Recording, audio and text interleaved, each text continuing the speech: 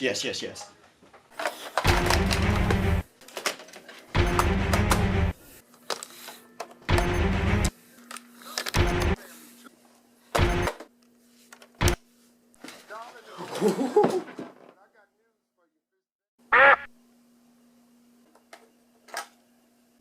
Oh yeah.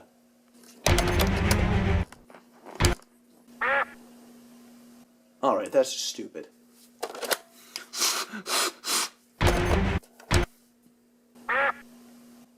Alright.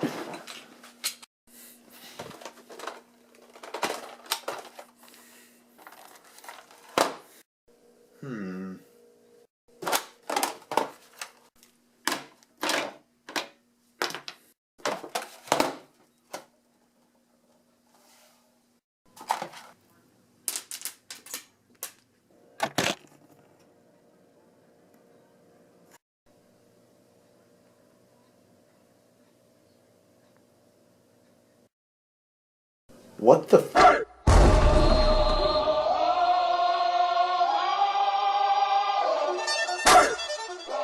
Here comes the, y'all don't really want it like, yeah. Here comes the,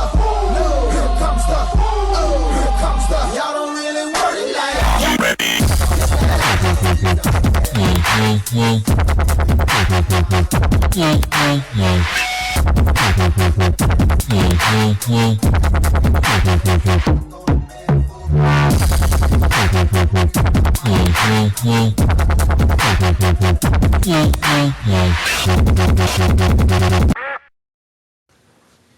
Hey guys, we got the PS64 right here, my latest Nintendo 64 portable. It is the world's second smallest, and it stands for Pipsqueak, pint size, pretty small, pocket sized. I'll show you around the unit. There's joystick, D-pad, A-B, start, C-pad, volume dial, turbo, clear, screen cover. On the top we got L, Z, dual Z button, R, main power, black and white switch, charge jack, headphone jack. In the back we got the relocated cartridge slot. To your heart's content, it is RCP wired. It was super freaking difficult to do. Not the RCP wiring, but trim the board down to a certain size so it would fit in this system. But it took about two, 3 tries, but it's worth it because this system is incredible. I love it. And let me show you the tape job here on the bottom and the back.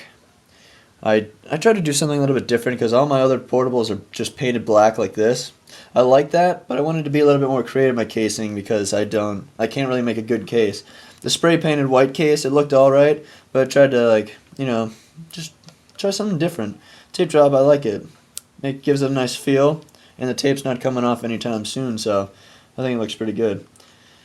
Now I just start the system on. Running Donkey Kong 64, so you can tell it has the expansion pack inside. It's held together by these 4 screws right here. I was going to color them in, but they look fine. I like it that way. Don't want to skip the DK wrap, but I'm short on time here. Here, these turbo and clear buttons above these 2 laptop speaker holes right here. I'll show you them right now. It's maybe a little hard to play like this, but everything's standard.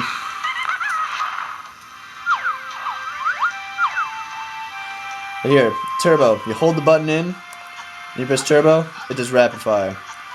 Same thing, you hold it in, press clear, turns it off. You can do that for A, B, start, the C-pad, and Z, L, and R. Joystick and D-pad don't work for that. But that was just the way the controller was. But, yeah, standard system. All my good stuff. Super responsive buttons, I love it.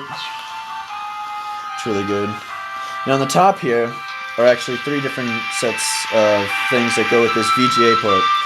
Let me turn it down. This VGA port is actually for this. I took a N64 power adapter that was burned out and I turned it into this little custom box thing. So you plug it in, Light turns on. Play all 4 players, and as the AV out, so you can plug it in the TV. Here I'm just going to show you this switch right here is the controller power switch. You flip that, turns this controller off. So I can plug in, what's that? My Donkey Kong Nintendo 64 controller. Plug that in first player like so, and I can play around with this one. Alright. Switching over to my phone quality so you can see the system better. But here you go. Running Super Smash right now. Luigi's great. Oh my god, he's so freaking great. Let's play top tier Pikachu. My favorite stage. I'm not going to be a pansy about it, but it is hard to play at this angle, but it's for you guys to see the system, because the system is freaking awesome.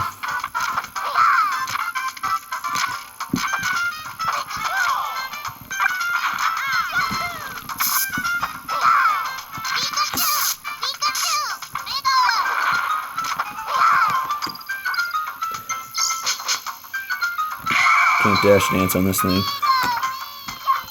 I don't think I'll play the whole round, but just so you guys get like a good idea of the system. Everything works. Taunt. L.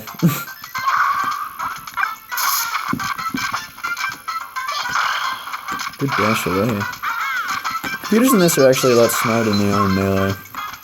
But I'm not talking about Smash. It's about the system. It has a 4-hour battery life, I think I said before. Plug it into the TV. Has all the original N64 functions,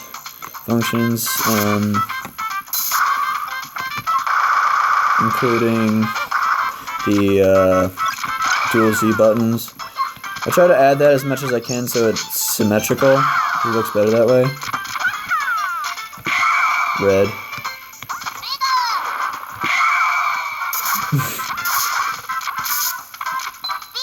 Someone's antsy. What? How do you do that? Oh, if you thought Luigi was great before, look at him now.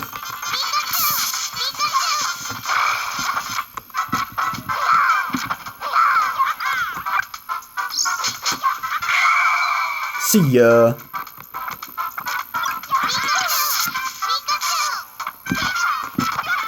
Boom, son. Oh. Alright, I'll end on that. But that's the system for it. I had the dual Z button because it's easier to do in like certain games like dance or whatever. Not dance, shield and stuff. And get like just the combinations between like Z and A and B, or like Z and the joystick, like rolling. I find it easier to do this stick and then the this Z button and the joystick.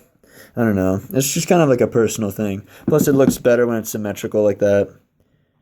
I won't ever do a stupid switch that like turns it from Z to L, because there's games like Smash Brothers that use both L and Z. Even if it is just a taunt, I don't care. There's other games out there that use both triggers. I'm not going to do a retarded switch that turns back and forth between buttons. Can't get over how stupid people are when they do that. I think it's convenient, but it's actually extremely inconvenient and lacks talent for building systems. But that's me ranting and stuff. But it's about 1 inch thick on this side. About literally it's like the size of a Game Boy. Yeah, it's literally a Game Boy this way. So nice little art design on that one. But that's beside the point. Runs all the games, expansion pack, all that glorious stuff. The charger, I didn't put it in this video because it is the same charger as the 64-boy Pocket. Standard, like 8.2 volt charger for these 7.4 volt lithium ion polymer batteries, or 5,000 milliamp hours. But use a smart amp, so it doesn't drain too much energy from the battery, because sound generates a lot of energy. So this battery life is 4 hours, super great. Played on the TV as a home N64, and do literally anything you want with like a portable system that's an N64. But I don't know what else you could ask for in a system. So, but there you go. Probably could ask for a nicer case, but I was trying to be creative on this one. Plus, I suck at making cases, but it's still fun making these stuff. This I will not sell this. I'm not selling this unit.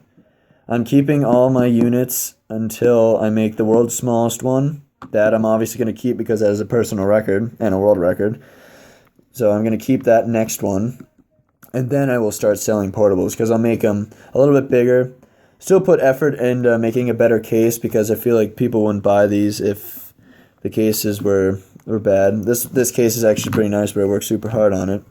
But I want to make like probably a 3D printed case instead of do the hail razor method of melting plastic together and using cements and sanding it down because for some reason I just can't really get it to be as smooth and slick as some other cases that are made. But I make my cases in about a week, not even. So I'll probably try to 3D print a case. So you get blueprints from that on SolidWorks or something like that. Make it a lot nicer, more standard, and have everything like detailed like that. So everything fits perfectly. And you won't have like little nicks and crannies and stuff from the paint not sitting right or the gloss just being annoying, something like that. But anyway, this system's sick. Alright, enough of me rambling. That's the system. Love you guys. Subscribe, like, share this wherever you want. Mills DJ, out.